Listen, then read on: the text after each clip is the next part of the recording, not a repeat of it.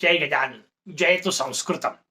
केवळ भारतातच नव्हे तर संपूर्ण विश्वामध्ये, या जगभरामध्ये जे जे कोणी विद्वान झाले, जे जे कोणी महान विचारवंत झाले, त्या सगळ्यांनी ज्या वेगवेगळ्या विषयांवर आपले चिंतन प्रगट केलेले आहेत, मत अभिव्यक्त केलेले आहेत, त्यामध्ये एक समान धागा जर पाहायचा असेल तर तो एक विषय आपल्याला घेता येऊ शकतो, जो आहे शिक्षण. कारण प्रत्येकाने शिक्षणाविषयी आपले स्वतःचे मत निश्चितपणे मांडलेले आहेत. त्याचं कारण आहे स्वाभाविक. या सगळ्या महापुरुषांना त्यांच्या संकल्पनेत असलेलं, त्यांच्या विचारात असलेलं विश्व साकार करायचंय, निर्माण करायचंय, जगाला तशा प्रकारची वाट दाखवायची आहे. आणि मग हे जर कार्य करायचं असेल तर त्यासाठी साधन कोणतं? तर स्वाभाविकच शिक्षण हे साधन आहे. आणि म्हणून या सगळ्या विचारवंतांनी शिक्षण विषयक चिंतन निश्चितपणे मांडलेलं आहे. त्यामध्ये भारतीय विचारवंतांचा जर विचार करायचा झाला तर अगदी अलीकडच्या काळात झालेलं महान विभूतिमत्व, विश्ववंद्य अशा प्रकारचं विभूतिमत्व म्हणजे परमपूज्य स्वामी विवेकानंद.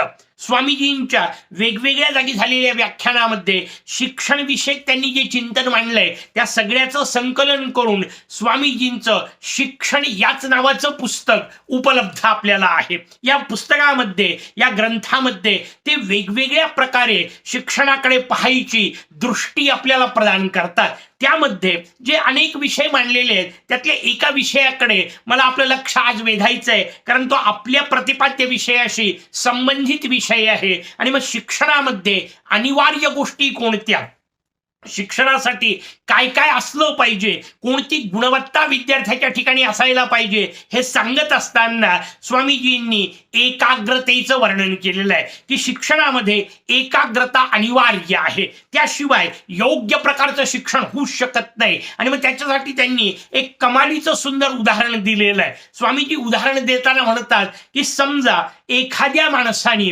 किंवा एखाद्या समूहाने, समजा त्यांनी काही बिघडणार नाहीये, समजा 2-2 फूट गड्डे 50 जागी केले, म्हणजे 50 जागी 2-2 फूट खोदलं, सगळं मिळून खोदल्या किती गेलं? त्याचं उत्तर आहे 100 फूट खोदल्या गेलं. पण लक्षात घ्या, असं जर 50 जागी 2-2 फूट खोदलं तर 100 फूट खोदल्या जातं, पण पाणी लागण्याची शक्यता आहे का? त्याचं उत्तर आहे नाही.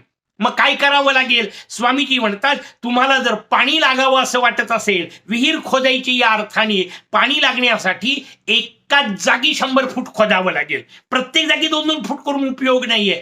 तशी जी अवस्था आहे ती आपल्याला समजून घ्यायची आहे. एकाग्रतेचं नेमकं ते महत्व आहे. बाकीच्या सगळ्या गोष्टी सोडून एकाच जागी लक्ष केंद्रित जर केलं ना तरच यश प्राप्त होतं. आपण खगोलशास्त्राचा विचार करा म्हणजे आपल्याला ही गोष्ट लक्षात येईल. वास्तविक 360 अंशामध्ये आकाश इकडे तिकडे आपल्याला पाहता येऊ शकतं. 360 अंशात फिरून आपण क्षितिजाचा विचार करू शकतो, वर पसरलेल्या सगळ्या आकाशाचा विचार करू शकतो. पण एवढं सगळं पाहत बसले तर तुम्हाला एखादी गोष्ट नेमकेपणे नाही टिपता येणार. मग काय करतात शास्त्रज्ञ? दुर्बीण तयार करतात आणि ती दुर्बीण कुठल्या तरी एकाच अंशावर, एकाच ग्रहावर, एकाच ताऱ्यावर केंद्रित करतात आणि मग त्याचंच सातत्यपूर्ण निरीक्षण जेव्हा करतात तेव्हा अनेक वैशिष्ट्यपूर्ण शोध त्यांना लागलेले असतात, कळलेले असतात. ही जी रचना आहे ती समजून घ्यायची आहे. दुर्बिणीचा फायदा काय होतो? त्याचं उत्तर आहे उरलेले सगळे अंश बाजूला सोडून एकाच अंशावरती लक्ष केंद्रित करते आणि म्हणून आपल्याला अलौकिक गोष्टी दाखवू शकते. हा जो भाव आहे तो समजून घ्यायचा आहे. आणि ही जी एकाग्रता आहे ना, ही शिक्षण क्षेत्रात अत्यावश्यक आहे. ती एकाग्रता पहिले प्राप्त केली तरच बाकीच्या गोष्टी आपल्याला प्राप्त होऊ शकतात. आणि मग ती एकाग्रता हा जो महत्वाचा गुण आहे, दत्त महाराज सोडतील अशी शक्यताच कशी आहे? कारण ते जर काय काय शिकलो हेच सांगत आहेत आणि शिक्षणाच्या माध्यमातून कोणत्या प्रकारच्या गुणांना मी प्राप्त केलं ते गुणच जर सांगायचे असतील तर शिक्षणासाठी सगळ्यात महत्वाचा असणारा एकाग्रता गुण सोडण्याचा प्रश्नच नाहीये. आणि म्हणूनच आपण ही शिक्षणाच्या दृष्टीने या संपूर्ण संवादाकडे पाहतोय. जरी तो संवाद आपण सुरुवातीपासून म्हटलं तसं धार्मिक ग्रंथ असणाऱ्या भागवत पुराणामध्ये आलेला असेल, जरी तो संवाद आध्यात्मिक अर्थाने आलेला असेल तरी आपल्याला त्यातून शिक्षणाचं हे संपूर्ण स्वरूप नेमकेपणाने समजत असल्यामुळे आपण त्याला भारतीय स्वयं शिक्षा पद्धती असं नाव दिलेलं आहे.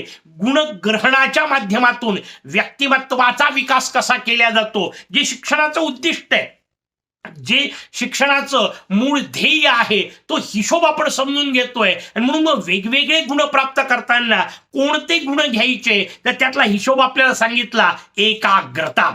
ही एकाग्रता नावाची गोष्ट कशी प्राप्त केली, कुठून मी शिकलो, दत्तप्रभू त्याचं वर्णन करतायत. आणि म्हणून त्यांनी आणखीन पुढचा गुरु सांगितला, शरकार.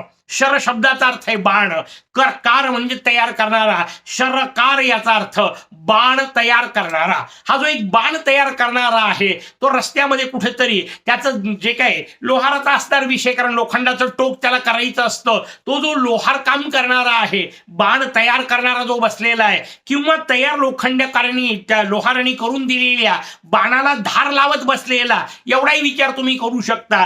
तसा तो जो पुरुष आहे तो आपल्या त्या कामात इतका गढून गेलेला होता. दत्तप्रभू फिरतायत आपल्या नेहमीच्या पद्धतीने आणि ते फिरता फिरता वेगवेगळ्या लोकांचं निरीक्षण करतायत, त्यांच्यातले गुण हेरतायत, ते गुण ग्रहण करतायत, अंगीकारतायत आणि त्याच्या आधारे स्वतःचं व्यक्तिमत्व विकसित करतायत. हे सूत्र आपण सर्वत्र पाहतोय. तसा त्यांना हा एक माणूस दिसला, तो त्या बाणाला धार लावत जो बसलेला आहे, इतक्या एकाग्रतेने तो ते काम करतोय की असं वर्णन आहे की त्याच्या समोरून एक संपूर्ण राजाचं सैन्य चाललं गेलं. आणि सगळं सैन्य गेल्यानंतर मागून उरलेला एक जण आला, जोपर्यंत याचं काम झालेलं होतं, बाण व्यवस्थित तयार झालेला होता, त्या मागून आलेल्या माणसाने त्याला विचारलं, अरे राजाचं सैन्य इकडे गेलं का? तर याचं स्वाभाविक उत्तर होतं, मला काही कल्पना नाही, मी माझ्या कामात होतो. विचार करा, हे वाक्य किती अजब वाटणार आहे. एवढं मोठं सैन्य समोरून चाललं गेलं तर पत्ताच लागला नाही, असं कसं होईल, असं सहज वाटू शकतं. पण नेमकं तिथंच समजून घ्यायचंय. दत्त महाराज म्हणतात, तो आपल्या कामात इतका व्यग्र होता की जगात काय चाललंय हे पाहत बसायची त्याला गरजच वाटली नाही. आणि ही जे गरज न वाटणे आहे ना, हेच नेमकं शिकून घ्यायचंय. आपल्याला जगामध्ये काय चाललेलं आहे हे समजून घेण्याची इतकी नको तितकी उत्कंठा असते की कुठेही काही झालं की ते आपल्याला माहिती असलंच पाहिजे. कशा करता आवश्यक आहे, व्यवस्थित समजून घ्या. आपल्याला दत्तप्रभू सांगतायत की जर सुखी व्हायचं असेल ना तर तुमच्या कामाचं आहे तेवढंच समजून घ्या. उगीच जगातली प्रत्येक गोष्ट समजून घ्यायच्या भानगडीत पडाल तर ते कधीच शक्य नाहीये. कारण त्यातून असंख्य गोष्टी अशा होणारच आहेत की ज्या आपल्याला माहिती नाहीयेत. मग त्या माहिती नसलेल्या गोष्टी माहिती करून घेताना किमान एवढा विवेक तर आपल्याजवळ असला पाहिजे की ती गोष्ट माझ्या खरंच कामाची आहे का, आणि जर उपयोगी नसेल तर ती साठवून करता काय.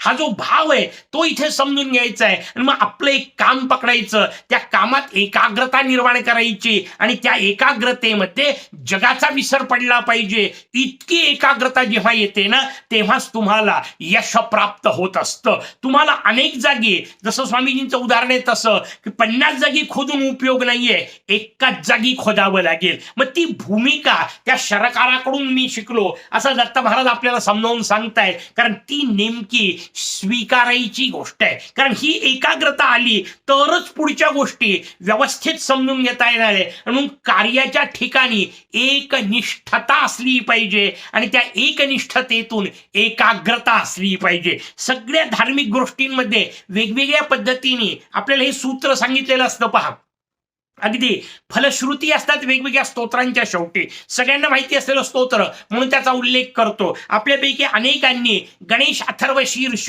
वाचलेलं असतं, निदान ऐकलेलं असतं. आणि त्या गणेश अथर्व शीर्षाच्या शेवटी जी फलश्रुती दिलेली आहे ना, त्यात एक मस्त उदाहरण आहे, एक मस्त वाक्य आहे, यम यम कामम अधीते तम तम अनेन साधयेत. तुम्हाला जे जे काय पाहिजे जगातलं ते सगळं यानीच प्राप्त होईल. याचा अर्थ दुसरं काही करण्याची गरज नाही. तुम्ही एका स्तोत्रावर स्वतःचं लक्ष केंद्रित करा, एका स्तोत्राचा अभ्यास करा, त्याचंच वारंवार चिंतन मनन पठन करा. ह्या सगळ्या गोष्टी अनेक लोक विचारतात. कार्यक्रमाच्या निमित्ताने जेव्हा जिकडे तिकडे जातो तेव्हा अनेक लोक विचारतात, आम्ही कोणकोणत्या देवाचं काय काय करू. म्हटलं पहिली महत्वाची गोष्ट, सगळ्या देवांचं काही करायची गरज नसते. कुठला तरी एक देव निश्चितपणे तुम्हाला जो प्रचंड आवडतो, सर्वाधिक या अर्थाने मी शब्द वापरतोय, जो सर्वाधिक आवडतो त्या देवतेला एकदा निश्चित करा आणि फक्त त्याच देवतेची उपासना करा. सगळ्या देवतांची उपासना अशी आवश्यकता नसते. त्या देवतेचं सुद्धा एकच रूप, एकच नाव, त्याच नावाचं नामस्मरण, सकाळी वेगळं, दुपारी वेगळं, संध्याकाळी वेगळं, याला नामस्मरण म्हणत नाही. एकच नाव, एकच मंत्र, त्या एकाच मंत्राची एकच देवता, त्या देवतेचं सुद्धा एकच रूप आणि मग त्याचं चिंतन, ही जी कल्पना आहे ना, ती भारतीय संस्कृतीने एवढ्या करता सांगितली. सगळ्या देवतांच्या बाबतीत देवता कोणती निवडायची हा तुमचा प्रश्न आहे. त्या देवतेच्या वर्णन अभ्यासामध्ये, म्हणजे त्या देवतेच्या उपासनेमध्ये सगळीकडे हे सूत्र आहे. हनुमंताच्या उपासनेत पहा तुम्ही, तुम्हाला सगळ्यांनी हनुमान चालीसा ऐकला असेल, त्याच्यात सहज आलेलं वाक्य असतं, अन्य देवता चित्त न धरिये. बाकी देवांना मनात धरायची गरज नाही. जे जे काय पाहिजे, हनुमत सेही सर्व सुख गह्ये. हनुमंताच्याच कृपेने तुम्हाला सगळे सुख प्राप्त होतील. याच्यात अन्य देवता चित्त न धरिये मध्ये बाकी देवांचा त्याग नाहीये, अवमान नाहीये, आवश्यकता नाही. एक हनुमानजी पुरेसे आहेत, हा जो भाव असतो ना, जो अथर्व शीर्षाने सांगितला, गरज नाही बाकी कोणाची, एक स्तोत्र पकडा, या एका स्तोत्रातून तुम्हाला सगळं प्राप्त होईल. ही जी रचना आहे ना, ती एकाग्रता आहे. आणि म्हणून उपासनेचं, अनुष्ठानाचं जेव्हा आपल्याला फळ पाहिजे असतं, तेव्हा ही रचना सांगितली आहे की तुम्ही खूप गोष्टी वेगवेगळ्या केल्या तर अनेकदा फळ मिळत नाही. एकच गोष्ट चिकाटीने वारंवार करत राहिली की मग त्यातून जे प्राप्त होतं ना, ते दिव्य असतं. म्हणून आपल्याकडे पारायण सांगितलं, याचा अर्थ तोच ग्रंथ वारंवार वारंवार वारंवार तेवढाच वाचत राहा. 10 ग्रंथ वाचायची गरज नाही, कारण शेवटी एकाच ग्रंथात सगळं सांगितलेलं असतं. ती जी एकाग्रतेचे विषय आहे तो तिथून समजून घ्यायचा आहे. मग उपासनेपासून जीवनातल्या प्रत्येक गोष्टीपर्यंत आपल्याला तोच लागू पडतो. ते जे तुमचं ध्येय असेल, त्या ध्येयाचाच विचार असला पाहिजे. आपलं जे उद्दिष्ट जीवनातलं आहे, कोणत्याही कार्यातलं, त्या उद्दिष्टाचाच विचार असला पाहिजे. एकच एक स्वप्न, आणि स्वप्नाचा विचार करताना फार महत्वाची गोष्ट, आपले अद्वितीय राष्ट्रपती होऊन गेले डॉक्टर APJ अब्दुल कलाम, त्यांचं एक फार सुंदर वाक्य आहे. ते म्हणतात, स्वप्न ते नाही जे झोपेत पडतात, स्वप्न ते जे तुम्हाला झोपूच देत नाही. याचा अर्थ अखंड त्याचंच चिंतन असलं पाहिजे. तशी एक गोष्ट निश्चित करायची आणि त्या एकाच गोष्टीवर लक्ष सातत्यपूर्ण रीतीने केंद्रित करायचं. स्वामीजींचा विषय निघाला म्हणून आणखीन एक गोष्ट मला सहज स्वामीजींची आठवते. स्वामीजींचं एक वाक्य आहे, ज्या देशातले विद्यार्थी आपल्या विद्याग्रहणाच्या काळामध्ये पाणी ग्रहणाचा विचार करतात, त्या देशाचं भविष्य उज्ज्वल असू शकत नाही. किती मजेदार वाक्य आहे, लक्षात घ्या. विद्याग्रहणाच्या काळात पाणी ग्रहण याचा अर्थ विवाहाचा विचार, विवाहाचा विचार याचा अर्थ बाकी सगळ्या उपभोगांचा विचार.